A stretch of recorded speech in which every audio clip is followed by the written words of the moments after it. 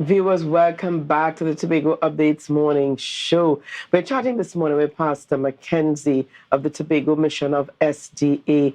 And this morning, our focus is on the SDA Ingathering 2023. Now, from what we saw there, Pastor Mackenzie, you guys have been doing a lot of work. Yes, indeed. Of course, the Ingathering campaign, wherever a local Seventh-day Adventist congregation is located, that is their mission field. And of course, the Ingathering campaign really speaks to the needs of the members of the community and even some members of the church. And we try to address that in a specific and a real target and focused way. Ingathering, what does the name mean? Well, Ingathering got its name from a sailor named Jasper Wayne in 1903. He wanted to support missionaries going abroad. So he purchased some magazines. He got some shipments of magazines, and right in the post office, he busted open and began to distribute these magazines and ask for a contribution. And in that year, he was able to raise $30,000. And he continued to do it week after week, and it began to grow. And he recommended it to his church, the organization, and they said, "Man, listen, we're going to adopt that initiative to support missionaries going abroad and so on." But of course, while we focus on mission abroad, there's also mission here at home. So the Ingathering campaign is an opportunity for members of the community to contribute to the humanitarian services of the church. Right, we partner with members of the community at this point to we take contributions and so on, and we partner together so that we can alleviate some of the distresses that are existing in our society. Now, in terms of some of what you do, because I'm looking back at it, and you cater to the single mothers, women in the community, the children in the community, the seniors in the community. What do you not do? Well, of course, but the Ingathering Fund goes primarily to three areas, right? It goes to education, which takes in the children, covers the area of the children. Yeah. It takes in also what we call community outreach, and you can say disaster, both locally and internationally. Because if you can remember, some years ago, we had some volcanic activity over in our neighboring island, I think St. Vincent. St. Vincent, yes. And amongst the first religious organization to respond was the Seventh-day Adventist Church.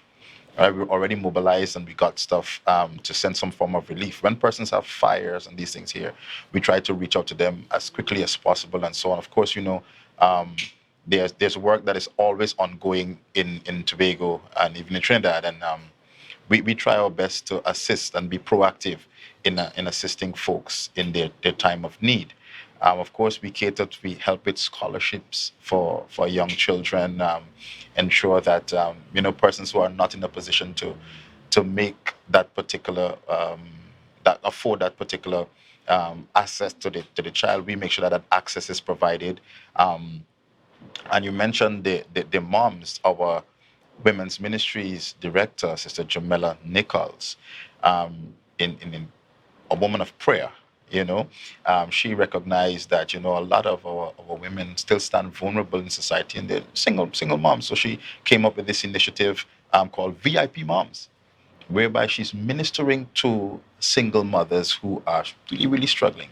And she would have come up with this wonderful initiative where contributions are made to these families to help, restore some measure of balance and strengthen their journey as they continue. Let them know you might be a single parent, but you're not alone. You're not alone, most definitely. And I really love that. Now, when and where is Ingathering 2023 taking place? Now, we have launched Ingathering 2023 on the 6th of June. Sorry, the 6th of May. And it's going to be running until the 17th of June. Right, running for 6 weeks. Sometimes we extend to for additional week to make sure that all the collections are made. All right. Normally, the bulk of the collection goes to the headquarters, where we take care of international needs, and on a national level, we focus on that type of care. while there is a percentage of the funds that would stay with the local congregation to focus on the immediate need in that specific community. So all Seventh-day Adventist personnel, you might see them with these little white cards coming around to you, some magazines, and they're talking with you. And of course, as they let you know what we are doing and what this campaign is about. And of course, they're asking for a contribution. So please, members of the community of Tobago, please don't see it as somebody trying to pull some sort of fast one on you. It's the church actively working to alleviate some of the challenges faced by our society. Yeah, at the end of the day, it is going back into the community. That's correct. All right, each one help one. All right, so I really want to thank you this morning. And this is all happening. So again, persons are coming to you, and you've got to be so careful. I know when persons are coming to your home to request contributions. Right. I know you got to be careful. So I guess they'll be showing some form of ID. Yes. To indicate who they are. Yes, of course. The cards that you have, it's most of them are stamped by the local congregation. So you have it's an official card. It's not just in the hands of anybody. It's officially stamped, and most of the times these are persons who are already well known in their communities. So when you're canvassing, when you're out there talking to people, if needs be, a person might ask you to identify yourself. Probably you can say who you are, where you're from, and that sort of thing. Because this is a regular thing by the church, and it is known by many in Tobago and even around the world that during the year, at one point in the year, we do have this Harvest and Gathering campaign, and we come around and we allow members of the community to be blessed by giving back to their very own communities. Most definitely. And Pastor Mackenzie, I do want to thank you this morning for taking the time to chat with us, because you guys are doing a lot of groundwork, and I think that's where it's needed. Yes, yeah. All right. Thank you again for being on the program with us this morning, and all the best to you. And thank you for having me. Thank you. All right. Well, viewers, we're going to leave it there for today. We want to thank you so much for joining us here this morning for the Tobago Updates morning show. Coming up, we've got GMT with Kandace. And just to remind you here that the Honorable Marvin Gonzalez is going to be on the program this morning, and that's Minister of Public Utilities. So quite an interesting discussion coming up there with Kandace and the Minister. We want to thank you again for joining us. Be safe on the roads. I'm hearing the rain. So just be careful out there.